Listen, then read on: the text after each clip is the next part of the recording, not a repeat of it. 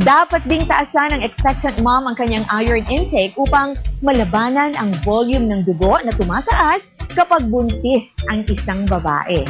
Orange juice. Ang isang tasa nito ay nagbibigay ng folate, potassium at vitamin C. Yogurt. Ang plain yogurt ay nagtataglay ng mas maraming calcium kaysa sa gatas. Bukod dito, meron din itong bone-building nutrients kabilang ang protein, B vitamins at zinc. Oatmeal. Ito'y mayaman sa fiber, protein at vitamin B6. Leafy greens. Mayaman ito sa antioxidants at nutrients.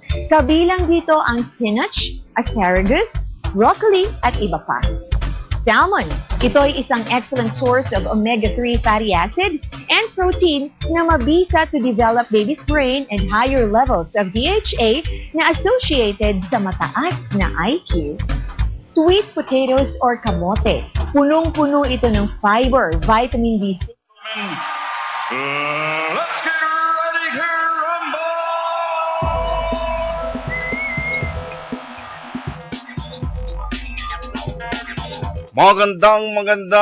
Magandang gabi Pilipinas, Luzon, Visayas at Mindanao. Welcome po sa isa na namang edisyon ng MBC Sports Center. Muli ito po inyong lingkod, Chris Capurso. Mamaya makakasama natin si paring Roel Vidal. Meron po tayong mga panauhin mula sa PBA. Kaya abangan yan. Kung may tanong kayo mamaya, pwede kayo mag-text 2600. Ilalagay lamang sa inyong text, RH space, yung inyong katanungan sa inyong paboritong players na nandito mamaya. Makakasama natin sa studio. Space, pangalan po ninyo at address, isend sa 2600. Dumako na kagad tayo sa ating mga umatikabot, nagbabagang balita sa larangan ng palakasan. Una sa larangan ng boxing mga kaibigan, matuloy lang inabangan ng lahat na super fight. Humayag na ngayon si Manny Pacquiao sa inihinging Olympic-style random blood testing ni Floyd Mayweather Jr. hanggang sa mismong araw ng laban. Yan ang kinumpirma ni Bob Arum ng Top Rank. Pero sabi ni Arum, gusto nila ng isang neutral body ang magsagawa ng blood testing at hindi ang United States Doping Agency. Una nang sinabi ng Golden Boy Promotions na kung hindi papayag si Pacman sa demand ni Mayweather, si Amir Khan ang kakarapin ni Manny Floyd sa 2012. Sa kaugnay pa rin balita, malabo na raw magkasagupa si Manny Pacquiao at Mayweather kung hindi mangyayari ang kanilang super fight sa 2012. Kinumpirma ni Bob Arum ng Top Rank na magre-retiro na si Pacquiao sa pagboboxing sa 2013. Libang laban na lang umano ang natitira kay Pacman kasama ng trilogy niya kay lightweight king Juan Manuel Marquez sa buwan ng Nobyembre. Kung nais daw ni Manny Floyd na isemento ang pangalan bilang isa sa mga all-time greats, kailangan niyang sagupain si Pacman.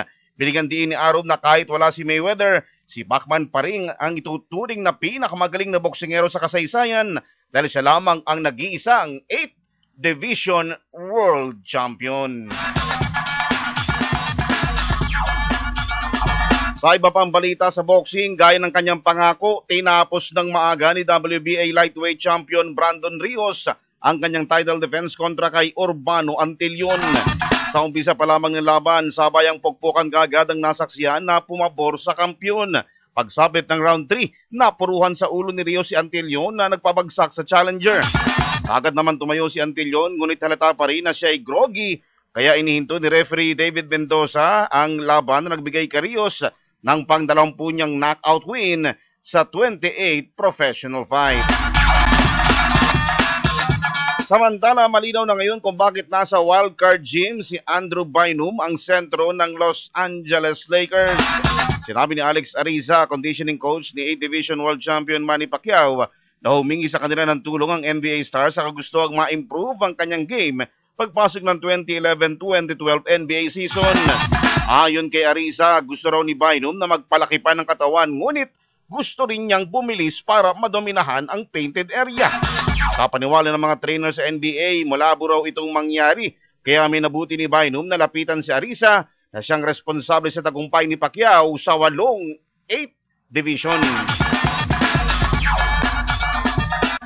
Isa na namang Pinoy boxer ang sinusubaybayan ngayon sa Amerika kasunod ng kanyang impresibong panalo sa Home Depot Center sa Carson, California.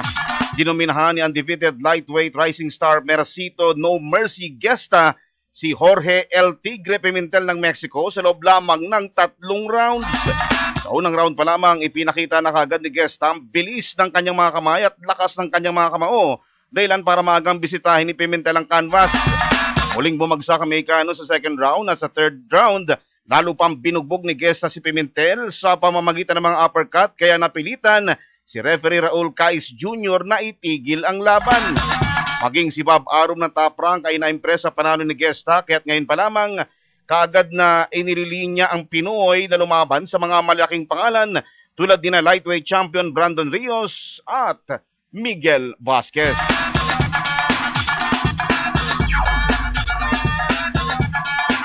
Alas 6:14, formal nang nagretiro sa boxing si dating light welterweight champion Ricky the Hitman Hatton ng Great Britain. 2 taon matapos ang knockout loss kay Manny Pacquiao, sinabi ni Hatton na wala na siyang balak pang umakyat ng ring kahit pa maraming magagandang laban ang ino-offer sa kanya.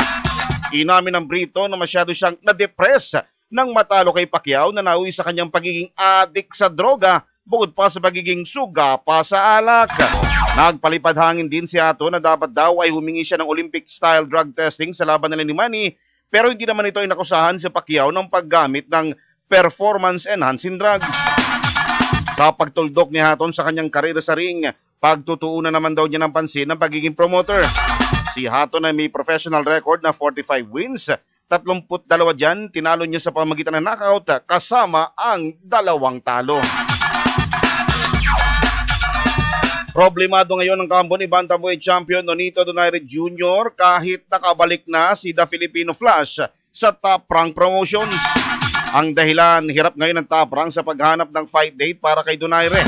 Noong Hunyo dapat ang unification bout ni Donaire kay WBA bantamweight champion Anselmo Chemito Moreno ng Panama, ngunit dahil sa contract dispute, hindi natuloy ang bakbakan. Ayon sa isang insider ng Top Rank, kumpleto na ang kanilang September card habang ang buwan ng Nobyembre ay nakalaan para sa trilogy ni Pacquiao at Juan Manuel Marquez. Hindi naman daw ideal ang buwan ng Oktubre dahil sa Baseball World Series. Pero sabi ng kampo ni Donaire, tiwala sila na magagawa ng paraan ni Bob Arum na mayahanap siya ng fight date, lalo pat may panibago siya ng kontrata ng Top Rank na magbibigay sa kanya ng mas magagandang laban at mas malalaking kita. Sa larangan naman ng billiards, sa pinangangambahan na pumalpak o hindi magtagumpay ang pagdaraos ng US Open 9-Ball Championship ngayong taong ito. Yan ay dahil sa kapasyahan ng Association of Billiards Professionals na i-boycott ang nabanggit na torneo.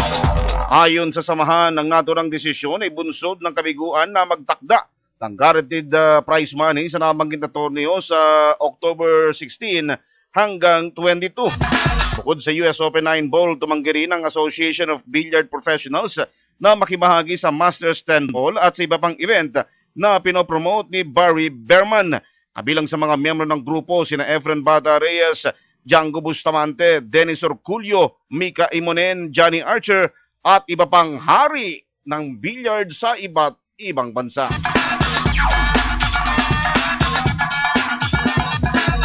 Nakapanatili ni Dennis Orculio yung ranking bilang number 1 Q artist sa World Pool Billiards Association.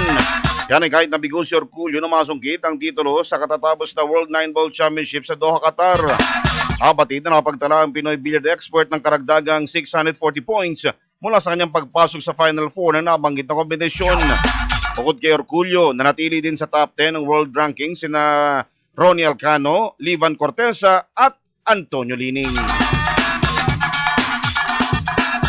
Dahil sa magandang performance sa second leg ng kanilang laro kontra sa Sri Lanka, nagdesisyon ng Philippine Football Federation na bigyan ng $1,000 na bonus ang lahat ng miyembro ng RP Ascals.